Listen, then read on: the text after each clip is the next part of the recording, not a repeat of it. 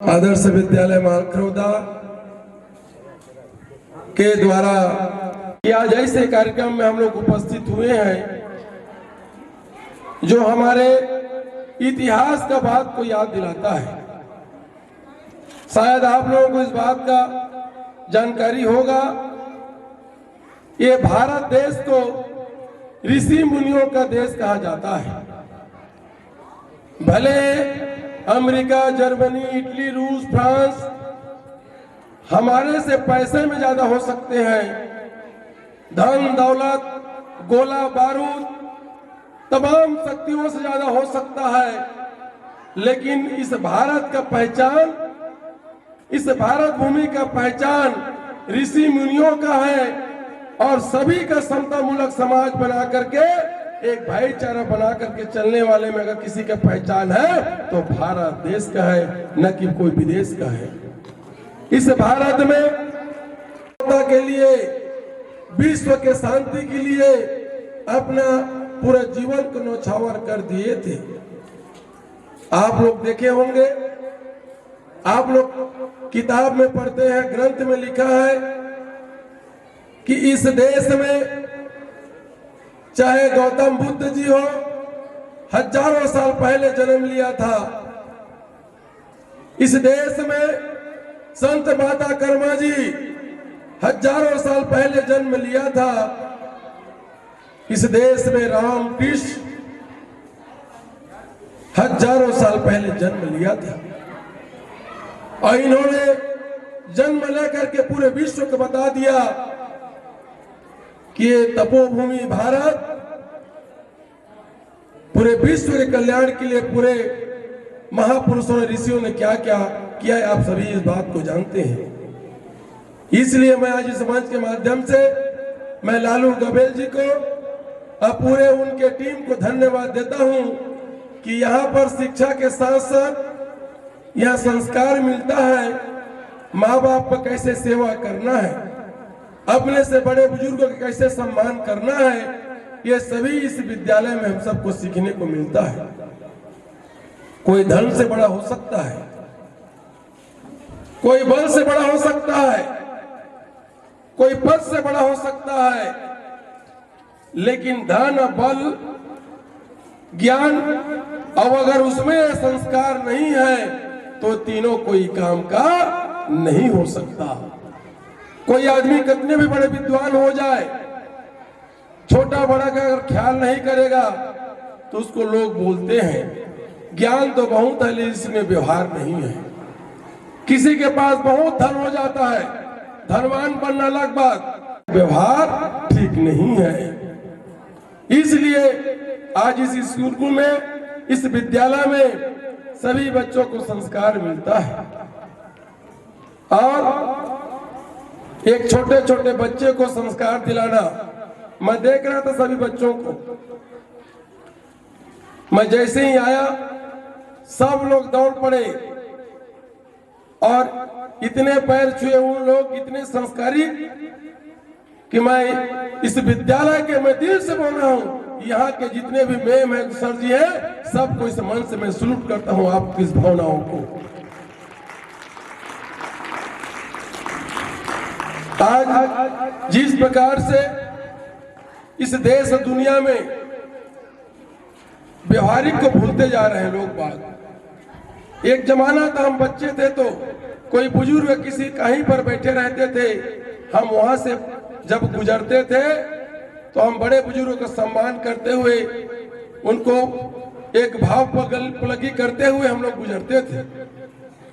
लेकिन आज की डेट में जैसे जैसे ही हम लोग बोलते हैं कि हम लोग आगे बढ़ रहे हैं, हम विकास कर रहे हैं, आधुनिक दुनिया आ रही है, लेकिन संस्कार को भूलते जा रहे थे। ऐसे समय पर इस प्रकार के विद्यालय हमारे इस क्षेत्र में आना, ये हम सब के लिए सौभाग्य की बात है। लालू गबेल जी, शायद बच्चे लोगों को पता नहीं होगा, वो शुरू से ही, बचपन से ही इस प्रकार से वो बिंदास और एक हरफल मौला जिंदगी है, इस प्रकार के जीने वाला है वो। जब हम लोग पढ़ते थे स्कूल में तो अलग अंदाज रहता था मेरे भाई का। इसका लालू नाम नहीं है, उसका दूसरा नाम है। उसको शिक्षक ने उसको लालू गवेल के नाम दिया था। तो कोई किसी को अगर पढ़ते पढ़ते किसी बच्चे का नाम कोई उदाहरण से कुछ दूसरा देगा तो बच्चा सभी विद्यालय में हट कर रहता है, उसको मिलता है। तो आपका इस संस्था का अध्यक्ष एक बार जोरदार ताली बजाइए इसके लिए। अब मुझे विश्वास है कि यहाँ पे जितने भी बच्चे पढ़ रहे हैं, आप लोग भविष्य में इतने ऊंचाई में जाएंगे कि हम लोग कहेंगे कि हमारे क्षेत्र में ये बच्चे लोग पढ़ करके आज इतने बड़े पोस्ट में गए हैं करके हम लोग आप लोगों को बात को जगह जगह हम बोलेंगे। ऐसा मुझे आप लोगों को पूरा विश्वास है, भरोसा है। अंत में चूंकि मैं जहां भी जाता हूं, मैं एक प्रयास रहता है मेरे तरफ से, तो लालू गवेल जी की इस संस्था को एक अपने तरफ से प्रयास है मेरा। मैं पूछ रहा था वृंदा भैया को कि यहाँ पर 8वीं तक का स्कूल है, तो मैं इस मंच से आज एक घोषणा करता हूं,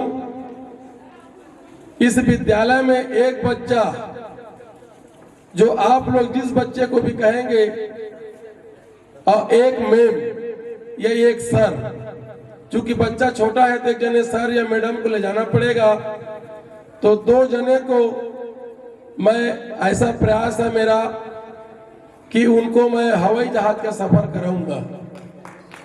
तो एक बच्चा एक मैडम या एक सर, आप लोग जिसको भी तय करेंगे, मैं इस क्षेत्र के बच्चे लोगों को जब दिल्ली या बॉम्बे कलकत्ता जहां भी ले जाऊंगा तो यहां से एक बच्चा और एक सर या मैडम 2 जने को अपने खुद के वेतन के पैसा से मैं उसको जहाज चढ़ा करके ले जाऊंगा।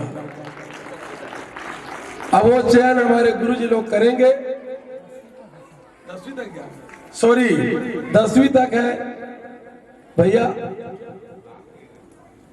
तो 10वीं के बच्चे को फिर, क्योंकि 10वीं बोर्ड एग्जाम रहता है, इसलिए मैं 10वीं 12वीं का करता हूं। भैया को पूछ रहा था तो बोले 8वीं करके, इसलिए क्षमा चाहता हूं। तो 10वीं का बच्चा जो टॉप करेगा स्कूल में, उसी को अपन ले जाएंगे। ठीक है, एक बार ताली बजाइए।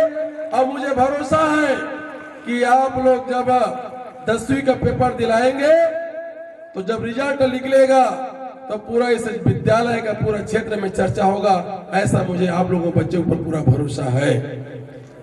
अभी हमारे संचालक महोदय जी, प्राचार्य जी बता रहे थे आप लोगों को कि चीफ मिनिस्टर के साथ में हमारा बैठक है। इसके पहले भी एक बार आप बता रहे थे, मैं सुन रहा था, आप लोग भी पता है कि मुझे और पहले आना था जब पिछले साल किए थे, तो इस साल भी अगर आप लोग में नहीं आता तो बच्चे लोग भी बोलते कि एमएलए साहब हमारे, इसलिए मैं बोला कि चीफ मिनिस्टर के जो बैठक है उसमें भले 2 घंटा के विलंब में चला जाऊंगा, लेकिन ऐसे संस्कारी स्कूल जहां पर आज माता पिता का पूजा हो रहा है, ऐसे जगह में मैं आऊंगा करके वहां क्षमा चाहते हुए 3 घंटे के विलंब में जाऊंगा करके आप लोगों के बीच में पहुंचा हूं। एक बार बच्चों लोगों को थोड़ा से और उसके बाद में अपना बात खत्म करूं।